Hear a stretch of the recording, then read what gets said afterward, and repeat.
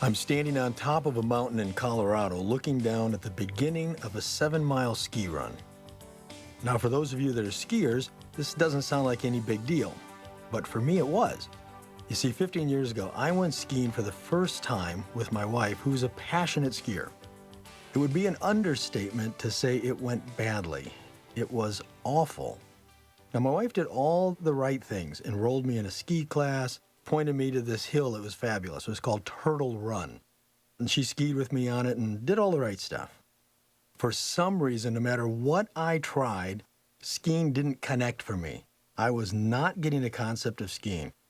At one point, I ran over 3 people and their instructor while going down Turtle Run out of control. Now, how does anybody get out of control on Turtle Run? Now, I actually hit these people and put them airborne like they were bowling pins. And I assure you, if those people ever listen to this program, they will remember that event. As I was crashing down the hill 15 years ago, it became apparent to me that I shouldn't and wouldn't ski again. No matter how much my wife begged and pleaded, no matter what anyone in the world would ever say to me, Mark Young was not going skiing. Yet there I was, standing on a mountain, looking at what could spell my end. What was I thinking? What was I feeling? Was I thinking about the past, which would have crippled me with fear? Now, I tell you this story as a launching point, so to speak. What could change my mind and put me on a mountain with nothing between me and whatever I was about to do? I decided I would be a skier. It's that simple, conceptually speaking. And so is you living the future you want to live, creating your future you. That's what this whole program is about. I'll come back to the skiing story in a minute to show you how changing your thinking, changing how you see yourself and how you behave, and sometimes even what you believe you know, is one of the most important things you can do to live the future you want to live, or at least set you onto your preferable course to become your future you. That is not to say that if you want to be a millionaire, for instance, you can start to behave like one in every sense. You obviously can't spend money like a millionaire and expect to end up as a millionaire. But that's not necessarily a realistic goal, which takes us back to earlier in the program, identifying what goals are realistic and rational based on the available facts. However, assuming the millionaire concept isn't a fantasy, you can begin to think like a millionaire might think. That's a sound starting place, especially if you start small and, like the goal itself, rational. If you look at how a millionaire invests his money, for example. Would a millionaire spend irrationally on an unnecessary purchase? Would a millionaire keep a close eye on his spending? Would he make investments in which the risks far outweigh the rewards? This is a simple example, of course, but part of achieving a goal or creating the future you wish to create. It's about making it happen yourself. Remember the outside forces we talked about earlier? Even the concept of a wild card? You can become the outside force required to make a future happen. You can become the wild card in your scenarios, moving your probable future course toward the possible and preferable. And sometimes you can start by faking it until you make it. Like by thinking like a millionaire, or in the case of my skiing example, like believing I was a skier until I figured it out and accomplished the goal of becoming one. Which brings me to the top of the mountain, and me, staring down that long slope, believing I was going to do it. That's how I found myself up there. I changed my view of my future. You see, I had allowed my negative skiing experience to become my future belief about skiing. Basically, that it wasn't in my future ever. This was my probable future. I allowed that early experience to override reason, logic, and every rational thought I had about it. The only thing I was right about was the law of gravity. But I wanted my wife to ski again, and it was important to her that I could go with her. I had to change my prediction for the future. I had to stop living in the past. I had to set aside my old bad memories of skiing and replace them with future thoughts of successfully skiing down a mountain, of how happy my wife would be, how our daughter would learn to ski with me, and how just maybe I would like it. You see, I started to alter my thinking from where I was, the man who didn't want to be hurt or embarrassed for the sake of my ego and would never ski again, to where I wanted to be, the man who could take his family skiing. That was my preferable future. I had to set a rational goal, model it to see if it was practical, and then determine the course of action necessary to achieve it. But my model showed I could do this since I was in good shape, and history told me that many people have learned to ski later in life. Now, there's a note here. Note that I didn't set a goal of entering the X Games. Now, that would have been unrealistic. So back to the mountain. It's the second day of our trip. I had spent the first day on some smaller hills with an instructor. The instructor was a very calm and patient man, and as luck would have it, a former Olympic skier. I can only imagine all of the things that he has seen on that mountain. He decided on the morning of day 2 that I was no longer in need of the small hills, but was ready to go to the top, which, by the way, I didn't really agree with, but I went along with it. He seemed like a knowledgeable guy, and it appeared that he didn't want to kill me, so I decided to trust the experts, which is exactly what someone who wanted to learn to ski would do. Not what I would have done originally, but what I decided I needed to do to be a skier. And this time I did something very different than I did before. Not only had I put away my bad memories of skiing and created future visions of how successful skiing would feel, I decided that yes, I will probably fall down many times, but that's okay. Each time I fall, I will simply laugh it off, analyze what I did wrong, try to learn from it, then immediately get back up and go again with the newfound knowledge. I can tell you that I nearly fell immediately when we headed down the mountain, and again for a total of 7 crashes. But each time I wiped out, it was for a different reason. And the distance between the crashes actually grew further apart until finally, about the last 4 miles of that run, I never crashed. I was skiing and I was enjoying it. I was doing exactly what I had predicted. I had survived all of the wipeouts and never let them damage my confidence or ego. I viewed every one of them as a learning experience, and in the end, I was skiing. More importantly is this point. What I had created in my head manifested itself as reality. The best way to predict the future is to create it. We discussed earlier how many people set themselves up to fail because they shoot for goals that are impractical or impossible. Well, we often set ourselves up for failure because we've already predicted the future about an area of our life, even though the evidence might show us that our prediction might be wrong. Use your predictive tools to determine not only if you can achieve something, but to determine if you're the one thing holding yourself back from success. You may find that what's preventing you from making your future happen the way you see it is you. You assume a realistic goal is impossible, which makes it impossible.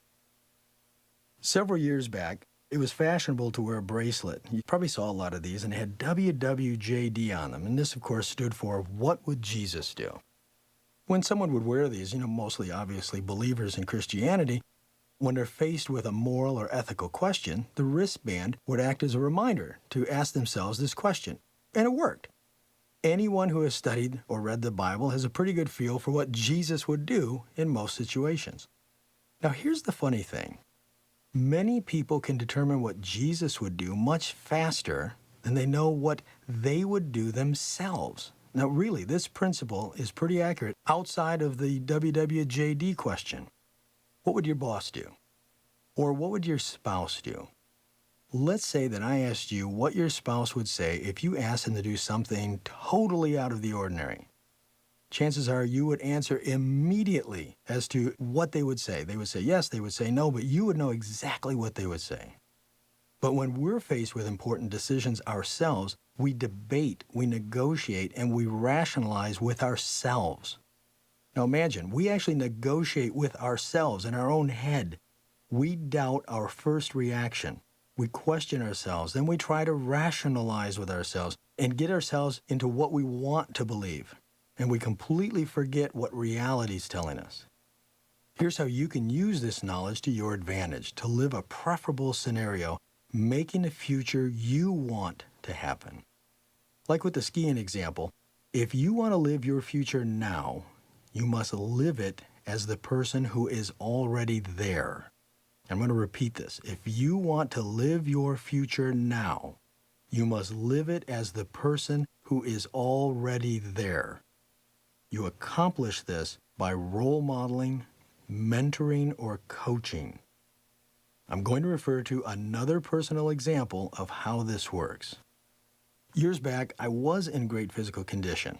I competed in martial arts and bodybuilding competitions, but like many people who have numerous family and business commitments, this went by the wayside until I found myself about 50 pounds overweight and in terrible physical condition. For the first time in my life, I was having health issues. High blood pressure, cholesterol, constant headaches and joint pain, all kinds of stuff. My doctor had been recommending weight loss as well as medication. When we got to the point that he wanted to use medication for some of these issues, I asked him if getting in shape would eliminate the need for drugs. He told me it was a good possibility.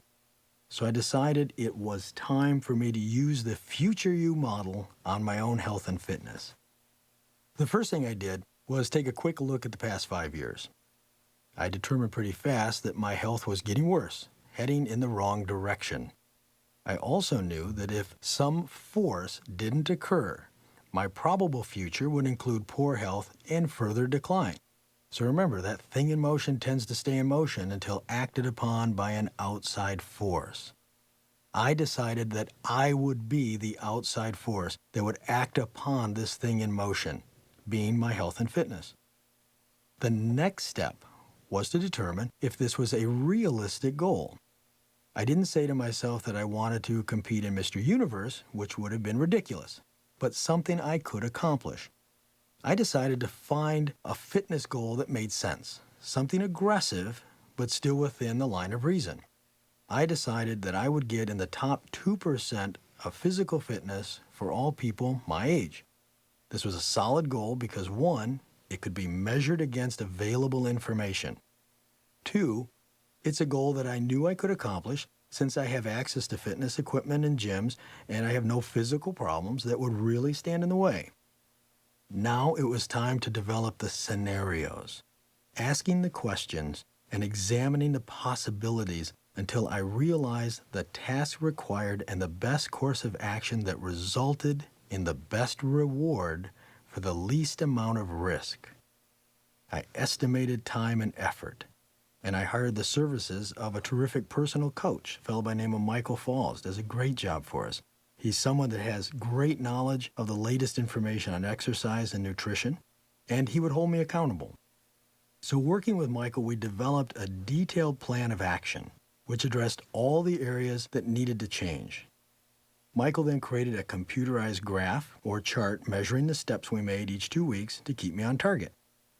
Now that I had my coach, I needed to find my role model.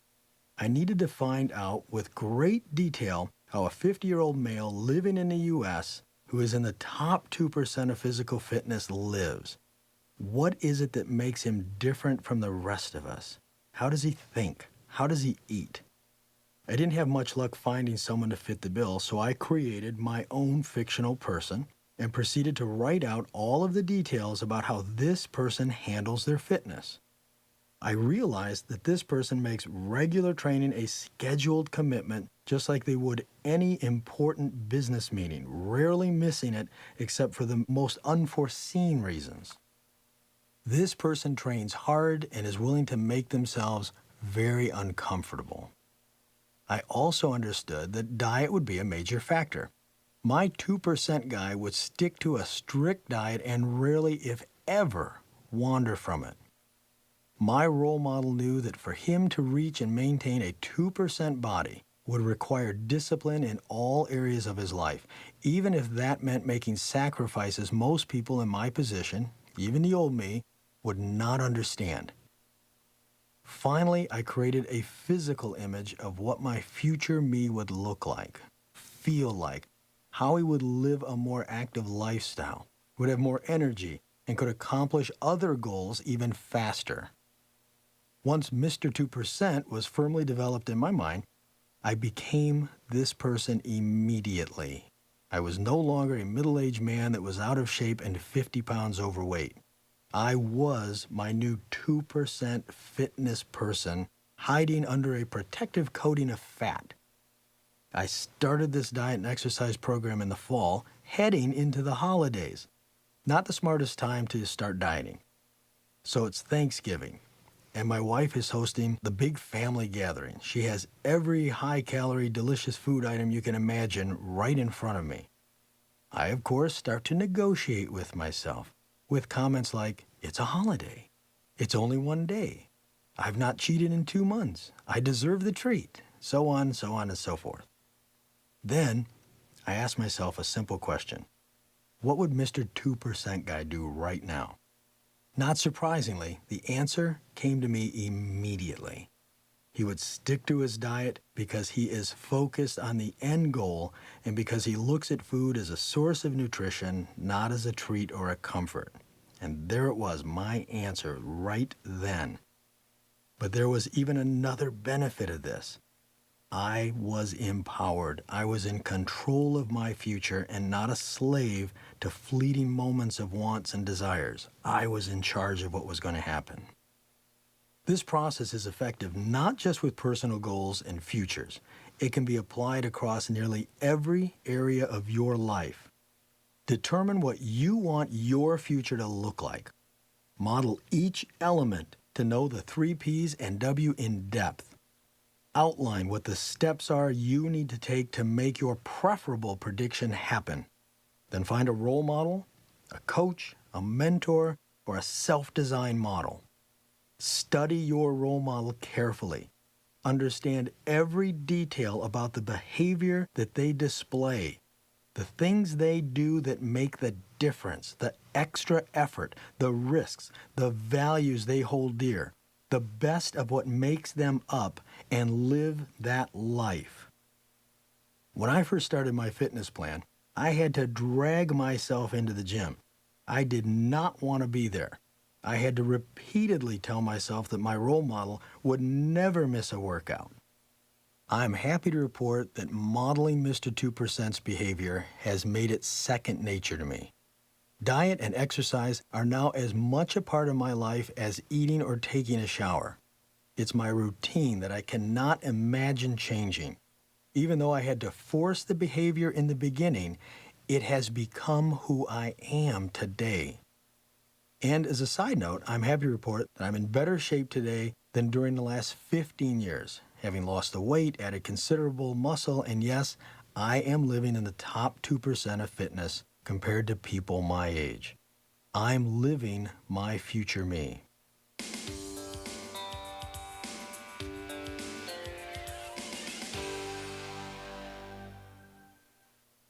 What about predictions that aren't personal? Business decisions, or investing? How do you role model and create a future where you make good investments or build a better business? The principles involved are the same. Think back to my millionaire example, thinking like a millionaire. If you use predictive modeling, learn your subject inside and out, and understand the circumstances in the world around you, let's say investing, you'll be able to pull the pieces together. You'll start to think like that millionaire, making similar decisions. And if it's a realistic goal, pushing yourself in the right direction. Same with building a better business. If your goal is to be a successful business owner, you need to start modeling yourself after a successful business owner. Here's how a simple scenario might play out. Let's assume you own a business and your annual billings are a few $100,000. This was fine, but now you want to grow. Assuming you did a complete future cast and you have determined that growth certainly is possible, you have to ask some questions. What's the next realistic step for your business? Let's say your next step is running a $1 million business. Now you need to know what is the outside force that is going to change your probable future, which would be being a $200,000 or $300,000 business, and change it into your preferable future, which of course is having a $1 million business. And here's a news flash for you. The answer of what is going to change it is you. From here, you need to know what a $1 million operator looks like. How does he or she think? How do they hire people? What would his business plan look like? Where would he put the company's money? How would he attract new customers or clients? The list of questions and things you need to know about this new role model, the new future you, is what now stands between you and achieving that next goal. Hopefully, this helps you see how important role modeling is to the process of making a new future for yourself, the future you. Of course, learning how to predict where you're going is huge. It's critical to learning what might happen and what might need to be changed in order to reach your future goals. And all of the exercises we've performed, all of the discussion to this point brings us right here. You may be familiar with Eckhart Tolle and his work such as Live in the Now. In his book, Tolle points out that living in the past will weigh people down emotionally and physically, that attaching who we are to our past will prevent us from living the life we want or having the future we desire, that too many people spend their entire lives living in the past, dwelling on things that have already happened. Tolle goes on to say that focusing on the future prevents us from enjoying the moment we currently live in. And this may surprise you, but I actually agree with him, which sounds kind of funny for a guy doing a program called Future You. But here's why I agree with him. The reason is that most people focus on the future out of fear. Fear of what might happen, what won't happen, or fear of the unknown. In fact, fear is the only human emotion that we have that is based on future events. Think about it. You can't be afraid of something that has already happened, only events that have not yet taken place. Now, Tolle uses an example I'm going to use here. Imagine you're standing at the edge of the Grand Canyon. Imagine your toes hanging over the edge. You're nearly over the edge, and you're stricken with fear. You're frozen with it. You're just petrified that you're going to fall over the edge. Then you lose your footing, and over the edge you go, and it's a long way down. Now, here's the thing. You are no longer afraid of falling over the edge. That's in the past. Now you're afraid of the next event, which is landing. Now, if you had studied Future You would have anticipated this event possibly happening, even probably happening, and you would have put a parachute on just before you carelessly dangled your toes over the edge. But the point is, the more you know about the future, the less you will fear it, because the best weapon against fear is preparation. The more you know, the more you can prepare for. When you understand and anticipate your future, you will no longer fear the future, and you can live your life the way you want it, toward the goals you can now expect to achieve. That's what all the studying, predictive modeling, and scenario development is about. That's what this entire program is about, helping you predict and prepare for what's coming so you can affect change now, creating the future you, role modeling the future you, the person you want to be or the life you want to live, then becoming that person and living that life now.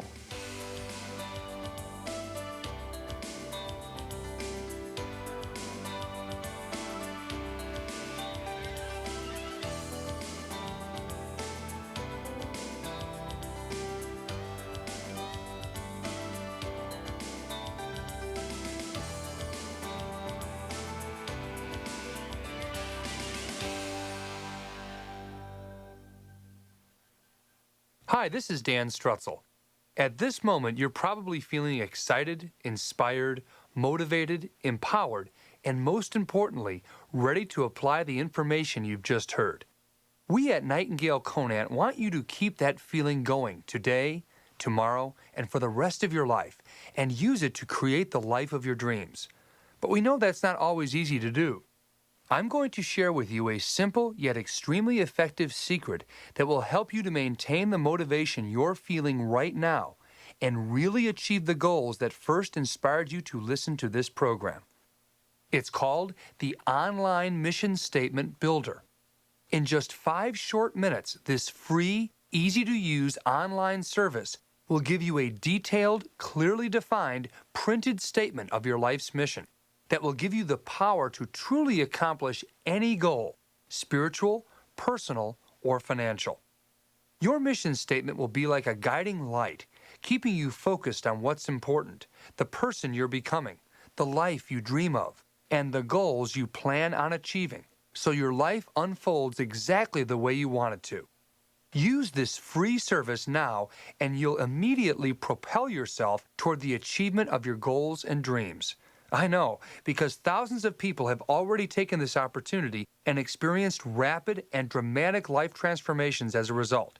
This is your invitation to be next.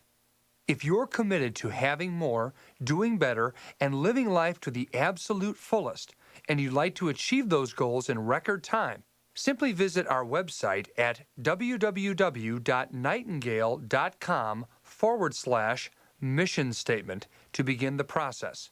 That's www.nightingale.com/mission statement.